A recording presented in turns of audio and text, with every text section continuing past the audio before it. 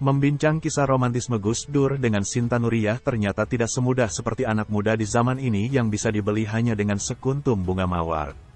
Bagaimana tidak sulit, lah wong Gus Dur sering ditolak kok sama Bu Sinta. Ah, masa seorang cucu pendiri NU, anak dari mantan Menteri Agama, bisa ditolak cewek? Begini ceritanya, romantisme jalinan cinta ini berawal dari sebuah pesantren di Jombang tempat Sinta Nuriyah menuntut ilmu.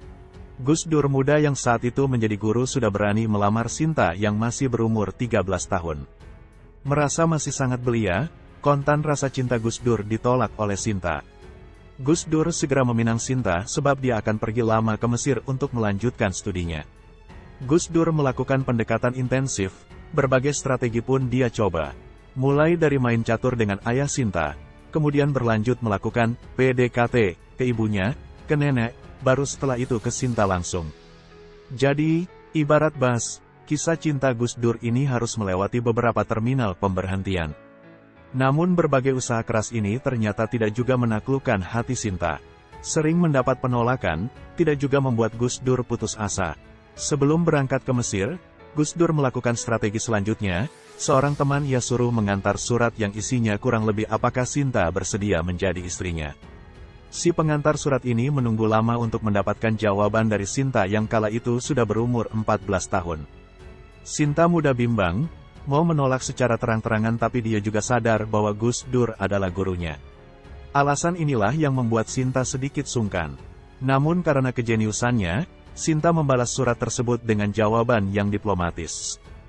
Dia menulis bahwa jodoh, hidup, dan mati seseorang itu ada di tangan Tuhan.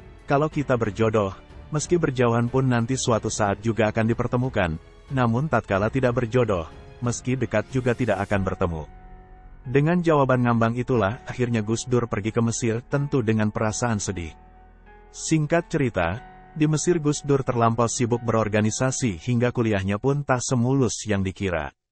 Selain itu, mata kuliah di sana kurang begitu greget bagi Gus Dur, pasalnya, materi yang diajarkan sudah ia pelajari sebelumnya di Indonesia, tatkala ia masih menjadi seorang santri.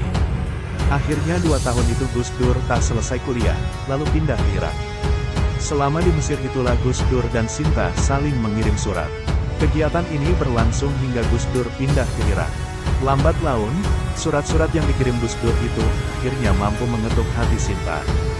Dalam surat balasannya, Sinta menulis, "Anda sudah berhasil menumbuhkan benih cinta di hati saya." Kontan hal ini membuat Gus Dur kembali sumringah. Begitu dapat surat itu tidak berapa lama keluarganya melamar. Akhirnya, tanggal 11 Juli tahun 1968 pernikahan keduanya dilangsungkan.